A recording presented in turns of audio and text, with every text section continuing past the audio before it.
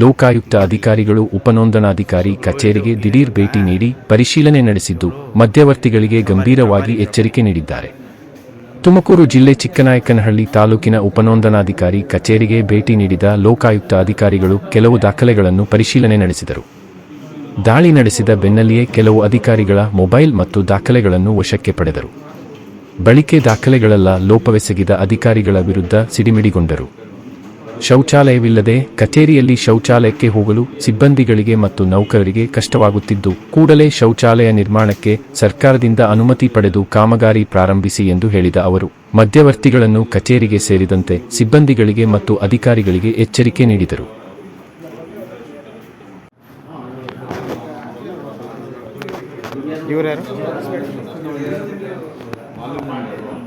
ಯಾವ ಪೇಜ್ಗಳು ಬೇಕು ಅನ್ನೋದು ಫೋಟೋಗಳು ಸರ್, ಯಾವ ಡೇಟ್ ಇದ್ದು ಪ್ರಯಾಗಿಡ್ ಡೇಟ್ ಆಯಿತು, ಯಾವ ಡೇಟ್ ಇದ್ದು ಮತ್ತು ಇದು ಚಲನ್ ಎಷ್ಟು ಅಮೌಂಟ್, ಈ ಅಮೌಂಟಲ್ಲಿ ಏನು ಮಾಡೋದು ಅವರೇ ಡೈರೆಕ್ಟ್ ಆನ್ಲೈನ್ ಅವರೇ ಕಟ್ಕೋಬೋದು. ನೀವು ಕೊಟ್ಟಿರೋದಕ್ಕೆ ದಾಖಲೆ ಇವ್ರಿಗೆ ಕೊಟ್ಟಿರೋದಕ್ಕೆ ಏನು ದಾಖಲೆ ಇದೆ?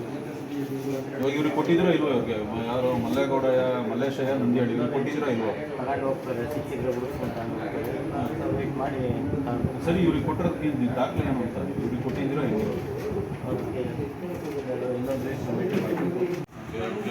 ನಿರ್ವಹಣೆ ಮಾಡೋದಿಲ್ಲ, ಅವರು ಹಾಜರಾತಿ ಪುಸ್ತಕದಲ್ಲೇ ಇದು ಮಾಡ್ತಾರೆ ಅಂತ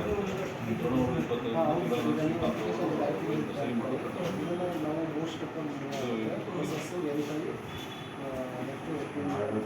ಇದೊಂದು ಸಮಸ್ಯೆ ಅಂತೇನೋ ಅಲ್ಮಾರಿ ಹಾಂ ಸರ್ ಹೇಳಿದ್ರು ತಹಸೀಲ್ದಾರ್ ಆಫೀಸಲ್ಲಿ ಸಾಕಷ್ಟು ಹೇಳಿದೆ. ಸರಿ ಸರ್, ಅದಕ್ಕೂ ಕೂಡ ಗಮನ ಹರಿಸಿ ನಾವು ಮಾಡ್ತಾ ಇದ್ದೀವಿ.